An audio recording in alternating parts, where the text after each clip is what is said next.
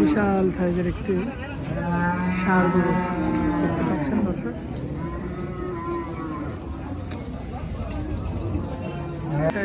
চলে যাচ্ছে একটা বকনা গরু এবং এই সাইড থেকে দেখতে পাচ্ছেন একটা গাভী গরু। সকাল সকাল কিন্তু প্রচুর পরিমাণে কিন্তু গরুর আনাগোনা দেখা যাচ্ছে। চারিদিক থেকে কিন্তু গরু আসছে। এগুলো আসলে ঢাকা ফেরত গরু।